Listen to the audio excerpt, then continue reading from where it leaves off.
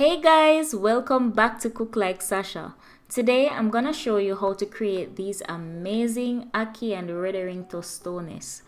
They are super easy and quick to make and they only require a few ingredients. So if you want to see how I did it, stay tuned. Let's start off by cooking our ackee. So my ackee has been cleaned and washed and now I'm adding it to a pot of hot boiling water for about 7 to 8 minutes or until it becomes tender. You can also taste it to know when it's cooked. Next, I am preparing my fresh seasonings. I have some onion, garlic, tomato, scallion, thyme, sweet pepper, and scotch bonnet pepper. I cannot do this without scotch bonnet pepper. Just put as much as you like. And of course, you cannot skip the tomato on this one. Like, it's a must, at least for me. So I'm gonna allow these to cook and kind of sweat in the pot. And I also like to crush the tomato so that the sauce can go into the oil. And I always use coconut oil when I'm doing this because it just makes the world of a difference. It just tastes so much better. So after about 7 minutes, my ackee is nice and soft and cooked. So I'm going to strain it, rinse it with some cold water and set it aside. You want to do that so that the ackee don't get overcooked and mash out into the pot by the time you start cook it up with everything else. So now I'm going to work on my ring. I'm going to put it into a pot of hot boiling water just until the skin gets loose, and then you're going to remove as much bones as you can. You won't get to remove all of them because it has a lot of bones, but the ones that you leave behind, they'll be like really soft, so you won't really feel it or notice. So just add them to that hot water, and after about 3 minutes, then they're ready. And they don't have a lot of salt like saltfish, so that's so much better. So that's what it looks like after I separate the bones and I just have the flesh remaining. Next, it's time to put everything together. So once all my seasonings are cooked to my liking, I'm going to add the sweet pepper. I didn't add it at first because I didn't want the flavor to be lost in everything else. So I chose to add it after everything kind of finished cook.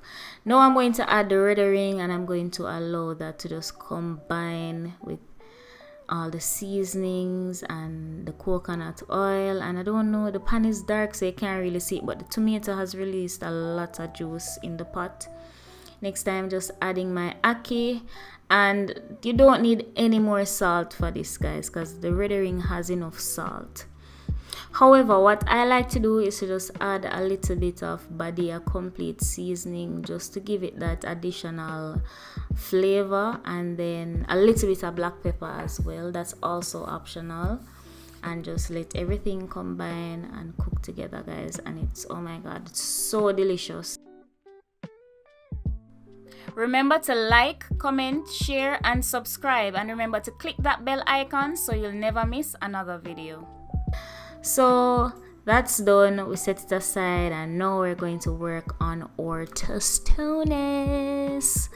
Alright, so tostones are actually like pressed plantain, but because they're shaped like a cup, they call them tostones. It's actually a Spanish word, or it's from Spanish cuisine.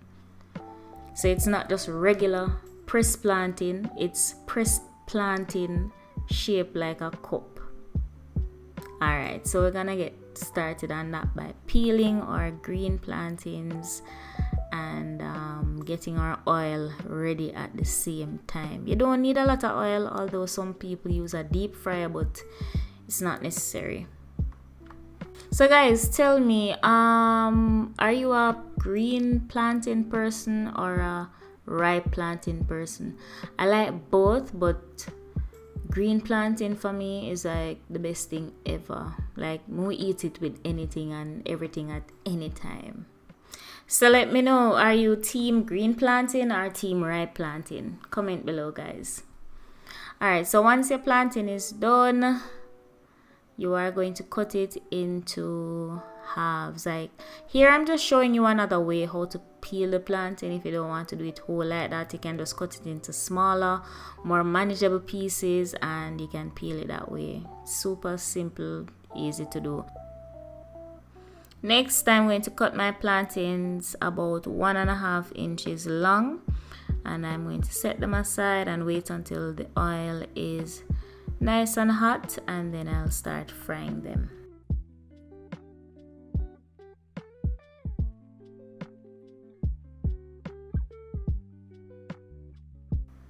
So important tip is to not overcook the plantains at this point. Or overcook is not the word, but do not allow them to become too crispy on the outside. What you want to do is to keep the flame on medium to low heat and allow the plantains to cook through as much as you can for about 8 minutes. Just ensure that you turn them on each side and allow the heat to penetrate, especially the middle. What you want is for the plantain to be cooked. You don't want it to be crispy, but you want the fork to be able to go through it. That way when you're shaping it, it won't crumble and break apart. It will just meld into that shape. So keep turning on each side. So here I'm showing you 2 different ways how to create tostones. If you have a mortar and pestle, you can put it inside and then just use the pestle to push down on the plantain until it creates a nice cup shape. This is not my favorite way to do it because it does create some breaks in the plantain that I don't like, and it's kind of hard to get out of the mortar. But maybe if you put a little bit of oil in it or plastic wrap like I did here, it will be easier for you. So you can try that way if you don't have a lemon squeezer. But for me, the lemon squeezer is like the best way to create the cups. Because this is a lemon squeeze and it has holes in the bottom, to prevent the plantain from squeezing out, I'm going to put a piece of foil inside before I squish them down. So what I'm going to do is just put my plantain inside and easy peasy lemon squeezy, like it just shaped the cup just like that. No resistance. It was so easy to do and easy to remove. So once you have your cup shaped, you're going to return them to the hot oil and allow them to fry and get crispy. This normally takes about 2 minutes, guys, 2 to 3 minutes, and you want to ensure that the oil is very, very hot. What I did, I just use my utensil to kind of turn them on the sides and then flip them over and allow them to fry on both sides, and they came out so crispy and nice. Trust me, like this is amazing, guys.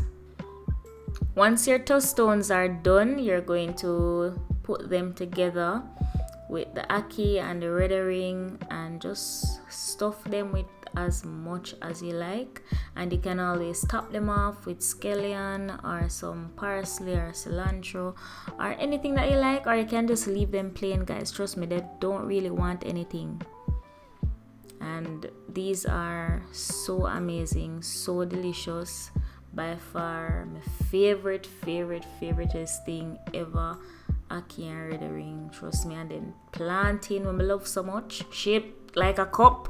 Come on, guys, this is like so amazing, and it would make the perfect appetizer. You know, like if you have some people come over your house and you want to impress them, this would be a great way to do it. Also, if you have a party and you want to make some finger food or some nice appetizers, this would be a nice simple way to do it. And you can also put other things in it, whatever meat you like, or if you're vegetarian, vegan, you can always put some veggie mince in it, or do it whatever way you like. The possibilities are truly endless. Guys, thank you so much for watching this video. I really hope you enjoy it. Remember to like, comment, share, subscribe, and comment. Guys, let me know what you think. Let me know if you tried it. And until next time, this is Sasha. Bye guys.